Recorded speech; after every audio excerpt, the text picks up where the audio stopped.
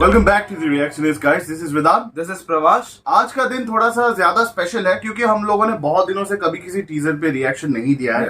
हमने खुद ही कहा था कि we are not going to react to any teasers जब तक उसका ट्रेलर ना निकले, क्योंकि क्या होता है कि कंटेंट का जो भी एसेंस है वो पहले ही बहुत ज्यादा डिस्क्राइब हो चुका होता है हमारे एंड से। लेकिन इसकी बात अलग है गाइस, ये हमारे इंडस्ट्री से आया है। जी हाँ, this film is coming from our industry, from the Bengali film industry, और it is starring none other than superstar Jeet. जी हाँ, we are talking about the official teaser, Hindi teaser. Yes, by the way, ये पहली ऐसी movie है, पहली Bengali cinema होने वाली है गाइस, जो साइमल्टेनियसली हिंदी और बंगाली एक साथ रिलीज होने वाली है। वंडरफुल एंड हिस्टोरिकल मोमेंट है बंगाली फिल्म इंडस्ट्री के लिए, क्योंकि गाइस ये पहली बार ऐसा हो रहा है। और मुझे लगता है कि ये बहुत ही लेट हो गया है। मुझे नहीं लगता कि इससे पहले ऐसा क्यों नहीं हुआ, पर देर आए दुरुस्त आए। जो भी हो गाइस, पहले तो हम इसके टीजर पे रिएक्ट कर चुके हैं, पर ये हिंदी वाली है तो पहले हिंदी पे ऊपर रिएक्ट करते हैं, फिर उसके बाद डिटेल में बात करते हैं। So without wasting any time, let's get into this reaction. जो अनजान अपरिचित अभेद को जय करता है, जिसकी न कोई यादें हैं न कोई सीमाएं, वो है चेंगिस। Oh yes. ए फिल्म्स के साथ एसोसिएशन में है। Wow, wonderful.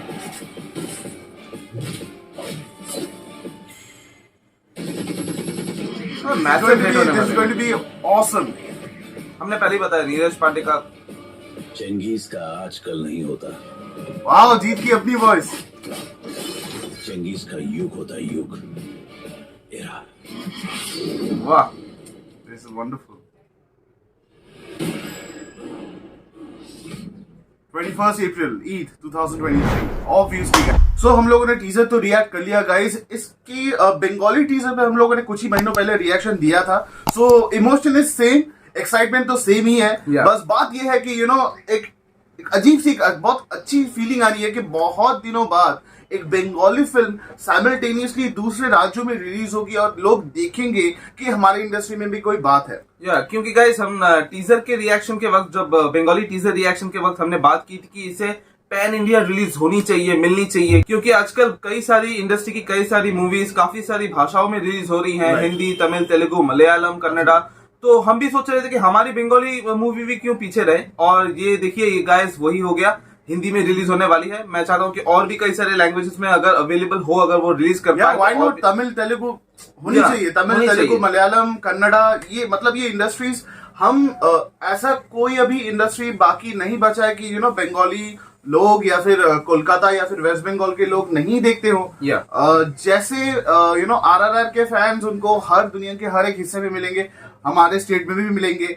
आप कन्नड़ा फिल्म्स के फैंस आपको स्टेट में मिलेंगे, तमिल इंडस्ट्री, तेलुगु इंडस्ट्री और कोई भी इंडस्ट्री के फैंस यहाँ पे मिलेंगे। जब से गाइस ओटीटी आया है या फिर इंटरनेट अवेलेबल हुआ है, हम सबको पता चल गया है कि एक मूवी या फिर एक मूवी इंडस्ट्री की, फिल्म इंडस्ट्री की ऑडियंस कहाँ कहाँ फैली हुई है, कैसे कैसे लोग इस एक इंडस्ट्री के बारे में सोचते हैं, अपने एक्सप्रेशंस, अपने थॉट्स जाहिर करते हैं।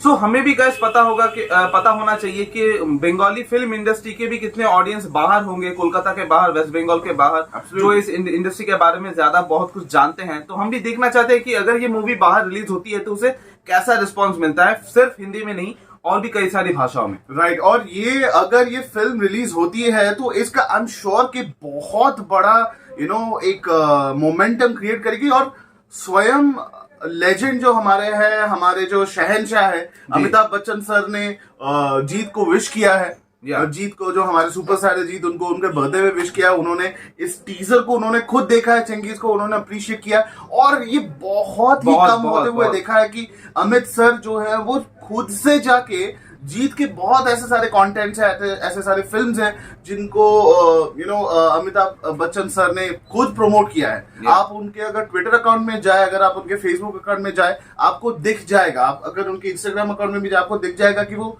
खुद से जीत के जो भी कंटेंट होते हैं उसको वो खुद से प्रमोट करते हैं। और उन्होंने एक बात भी मेंशन की थी कि जीत की एक मूवी थी बच्चन, तो उस मूवी में एक गाना था जो फुली अमित सर को ट्रिब्यूट देता था, बच्चन सर को ट्रिब्यूट देता था, वो गाना वैसा ही बनाया गया था। तो उन्होंने स्पेशली वो गाना भी मेंशन किया था कि आपने कैसे मुझे सम्मानित किया उस गाने को ट्रिब्यूट देके। That is a wonderful experience के Yeah.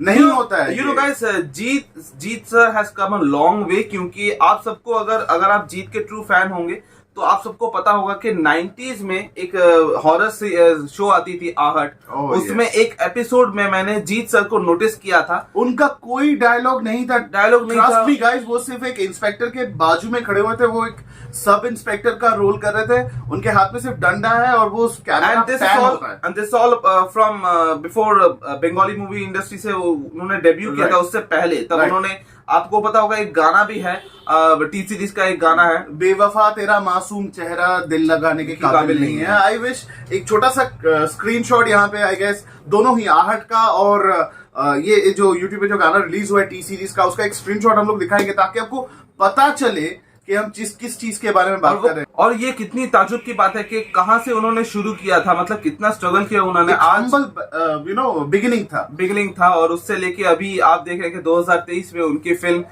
हिंदी बेल्ट में रिलीज हो रही है साइमल्टेनियसली। यहाँ पे ये एक चीज है गाइस के उनका जो हिट क्वोशंट है वो ना, आप कह सकते हो कि वो एसआरके के लेवल के है। मैं उनके साथ कंपेयर नहीं कर रहा हूं, लेकिन उनका अगर फिल्मोग्राफी देखे करंटली, उनको ये एक चीज लगता है कि he is not that much available in media, जो कि उनके लिए पॉजिटिव है। एक स्टार, एक सुपरस्टार, एक मेगा स्टार अगर बहुत ज्यादा अवेलेबल हो जाते हैं मीडिया के सामने, तो सुनील शेट्टी सर ने भी कुछ दिनों पहले कहा था कि एक रीजन है कि शाहरुख खान क्यों है, because he is not always available.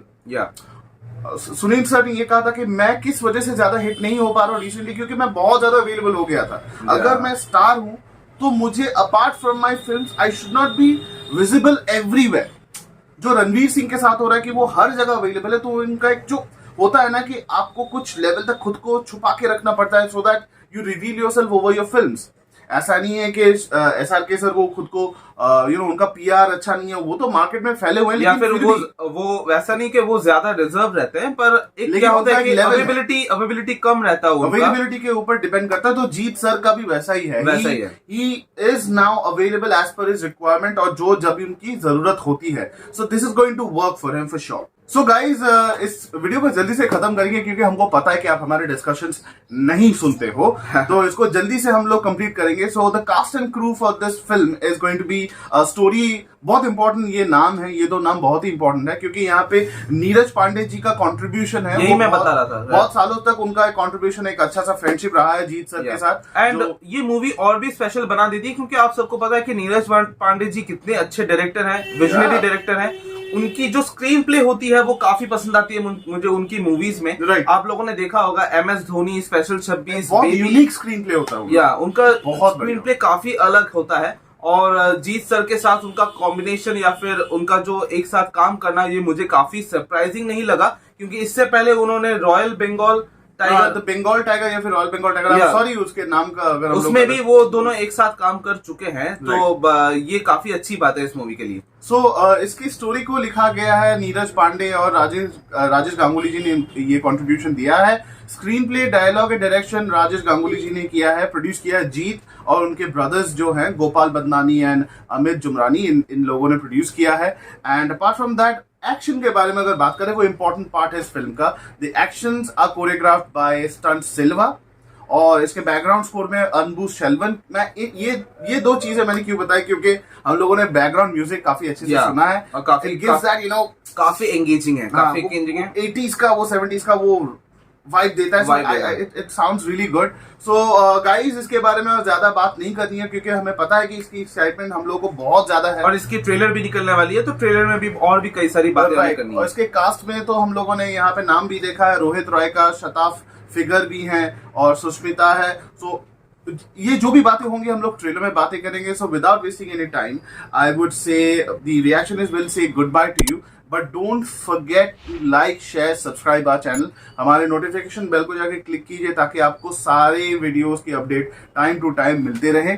आप हमारे कमेंट बॉक्स पे आके अपने कमेंट शेयर कर सकते हो, क्योंकि आप लोगों ने मतलब भौचार कर दिया है कि जीत जीत सर का जो अपकमिंग जो टीजर है हिंदी में आ गया है बहुत का बहुत लोगों ने कमेंट किया। थैंक यू कि आप हमारी बातें सुनते Yeah. हो और हमें अपडेट्स देते हो इन चीजों के बारे में, तभी हमें पता चलता है कि कब रिएक्शन देना चाहिए कब नहीं देना Yeah. चाहिए, क्योंकि सोशल मीडिया में है हम लोग, जैसे इंस्टाग्राम ट्विटर में हम लोग ऑब्वियसली है, वहां पे आप अपने थॉट शेयर कर सकते हो।